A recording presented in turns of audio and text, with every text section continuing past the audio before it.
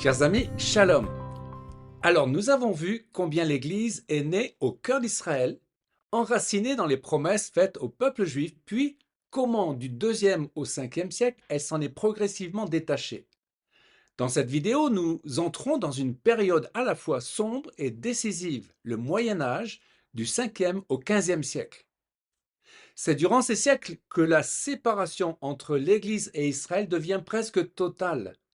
Et c'est également à cette époque que se forment de nombreux préjugés et incompréhensions qui marquent encore la pensée chrétienne aujourd'hui.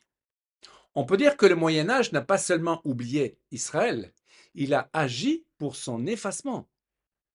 Alors quel est l'antidote à cet aveuglement, celui de l'Église durant un millénaire, mais qui perdure encore dans les esprits au XXIe siècle? La parole, rien que la parole. En lisant notamment que Dieu considère comme son trésor personnel Israël, un peuple qui lui appartient, en hébreu, Am Segula. Deutéronome 7, verset 6. Car tu es un peuple saint pour l'Éternel ton Dieu. L'Éternel ton Dieu t'a choisi pour que tu sois un peuple qui lui appartienne entre tous les peuples qui sont sur la face de la terre.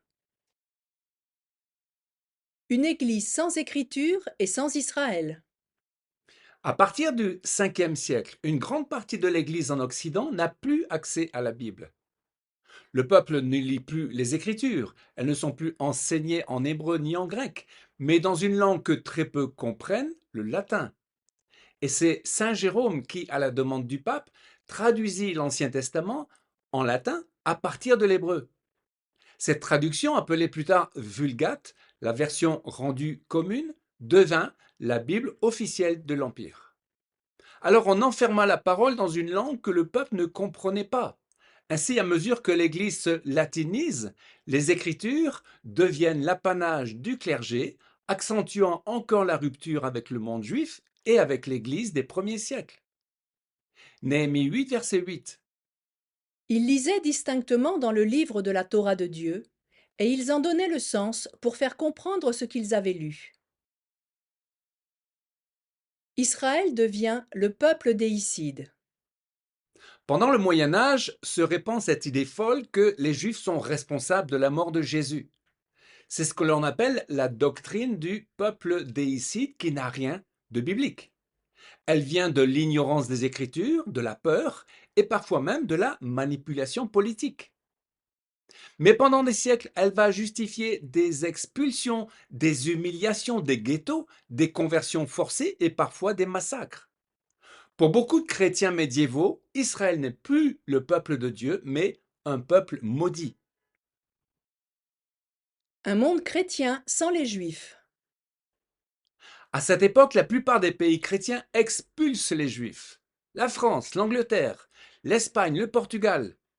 Ce n'est pas un accident de l'histoire, c'est une politique religieuse.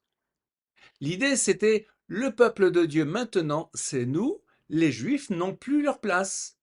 Ils deviennent alors un peuple errant, souvent persécuté, vivant dans l'insécurité permanente. Et là encore, ce n'est pas la pensée de Dieu, c'est l'effet d'une Église coupée de ses racines. L'Ancien Testament considéré comme secondaire. Pendant tout le Moyen Âge, l'Ancien Testament est très peu lu. On le considère trop juif, trop difficile ou dépassé par l'Évangile. On n'y voit plus les promesses pour Israël, ni les prophéties sur la fin des temps, ni le fil de la rédemption.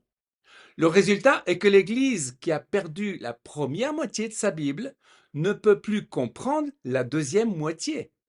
Et beaucoup de doctrines chrétiennes médiévales viennent de là, d'un christianisme sans Israël et d'un message centré sur l'Église elle-même, au lieu d'être centré sur le plan de Dieu.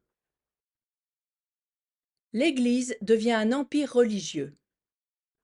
Au Moyen Âge, l'Église n'est pas seulement un lieu spirituel, elle devient un système politique, une institution qui régit la société, qui fait des lois, qui contrôle les consciences.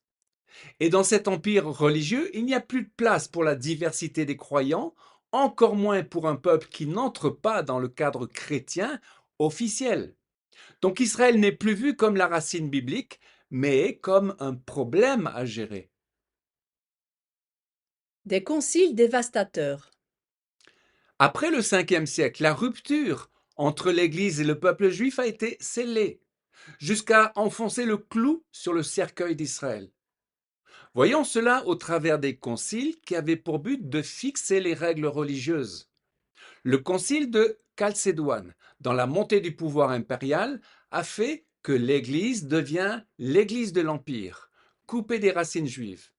Le Moyen Âge institutionnalise l'idée que la synagogue est déchue.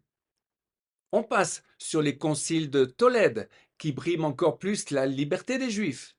Et l'on voit combien sous Charlemagne, les Juifs sont marginalisés. Le concile de Latran, le 4e, c'est le moment le plus grave. On impose aux Juifs le port de signes distinctifs, le chapeau pointu, l'ancêtre de l'étoile jaune imposé par les nazis. C'est aussi l'interdiction des fonctions publiques pour les Juifs et l'institution des quartiers réservés qui deviendront des ghettos au XVIe siècle. Latran IV n'est pas seulement théologique, c'est un tsunami social et politique qui renforce durablement l'humiliation d'Israël en Europe chrétienne.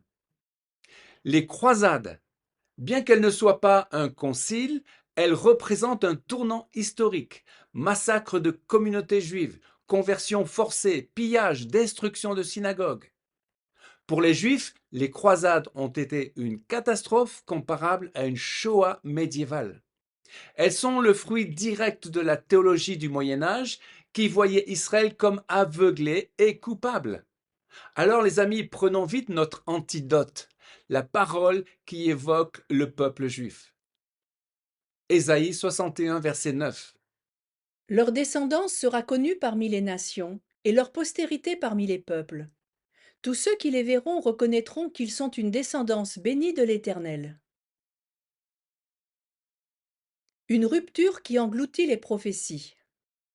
En se coupant d'Israël, l'Église médiévale perd aussi le sens de la prophétie. Elle ne lit plus les promesses du retour du peuple juif sur sa terre, les prophéties sur Jérusalem, ni les annonces du retour du Messie. Pour elle, toutes les prophéties sont spiritualisées, transformées en symboles, appliquées à l'Église elle-même. Le résultat est que pendant 1000 ans, on ne s'attend plus à voir Israël revenir sur sa terre. Et quand cela commencera au XIXe siècle, beaucoup de chrétiens ne comprendront pas ce qui est en train d'arriver. 2 Pierre 1, 19.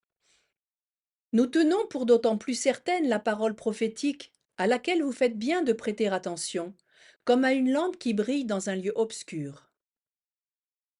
Le Moyen Âge a laissé dans l'Église un lourd héritage, celui d'une foi coupée de sa racine, d'une lecture déformée de la Bible et d'un regard faussé sur Israël. Comment peut-on renier ce qui est sur le cœur du Père?